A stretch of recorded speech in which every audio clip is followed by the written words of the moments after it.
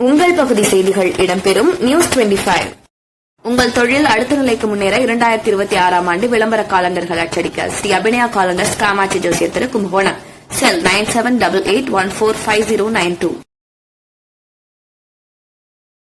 நாகையில் பல்வேறு கட்சி பிரமுகர்கள் பங்கேற்ற கிறிஸ்துமஸ் பெருவிழா.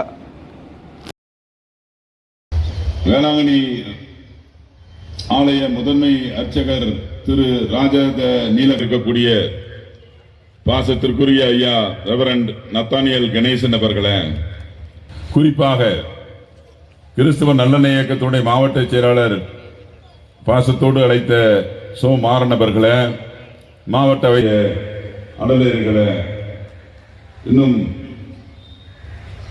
பல்வேறு சமயங்களை சார்ந்த அருமை சகோதர சத்துக்களையும் தெரிவித்துக் கொள்வதில் மிகுந்த மகிழ்ச்சி அடைகின்றேன். நாகப்பட்டினத்தில் கிறிஸ்தவ நல்லெண்ண இயக்கம் சார்பில் சமத்துவ கிறிஸ்துமஸ் பெருவிழா கொண்டாடப்பட்டது.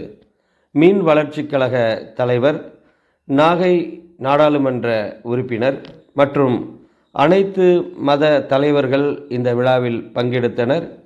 கேக் வெட்டி அனைவருக்கும் பரிமாறப்பட்டது.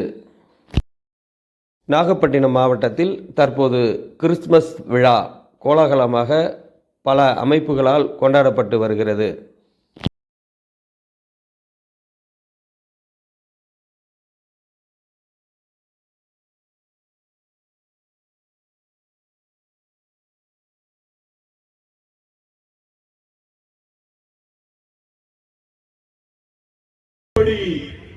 நாம் கிறிஸ்துமஸ் விழாவை நாகப்பட்டினம் மைய இடத்திலே கூட்டம் போட்டு அனைத்து மத தலைவர்களோடு, அனைத்து சமுதாயத்தினுடைய தலைவர்களோடு இணைந்து எங்களுடைய இறைமகன் டிசம்பர் மாதம் 25ஆம் தேதி பிறக்கிறார் என்ற ஒரு மகிழ்ச்சியான செய்தியை நாம் செய்கிறோமே.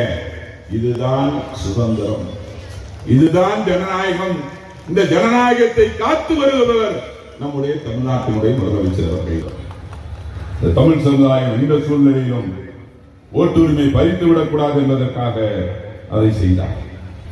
நாங்க போய் கேட்டோம், இப்ப கூட கேட்டோம், கிறிஸ்தவர்களுடைய கோரிக்கை என்ன, அதிகமான கோரிக்கை என்ன இருக்குன்னு கொஞ்சம் சொல்லுங்க அப்படின்னு சொன்னப்ப, ஆனா எல்லா மாவட்டத்துக்கும் கல்லறை இல்லை. பெரிய பிரச்சனை எங்களுக்கு கல்லறை தான். கல்லறை இருந்தாலும் அந்த காம்பவுண்ட் சுவர் போட்டு தர மாட்டேங்கிறாங்க. அதனால பல பேர் உள்ள வந்து ஏதாச்சும் வேலை எங்களுக்கு அது நாங்க தான் நீங்க தான் சண்டை போட்டுக்கிறாங்க.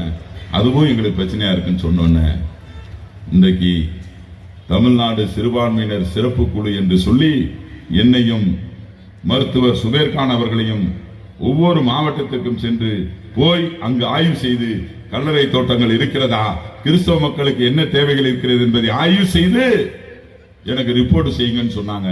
போய் சென்றதன் விளைவாக 11 மாவட்டங்களிலே இன்றைக்கு 2 ஏக்கர் 3 ஏக்கர் என்று கல்லறை தோட்டம் தந்து கொண்டிருக்கிறோம். அதுவும் தமிழ்நாட்டுடைய முதலமைச்சர் அண்ணன் தளபதி அவர்கள் கையாலே உங்களுடைய பொற்கரங்களாலே நீங்கள் கொடுங்கள் என்று சொல்லி நீங்க 11 மாவட்டங்களில, இன்னும் பல மாவட்டங்கள்ல கல்லறை ரெடி ஆகிட்டு இருக்கு. 11 மாவட்டங்கள்ல கல்லறை கொடுத்திருக்கோம். ஒன்றிய அரசு காசு தந்தா நான்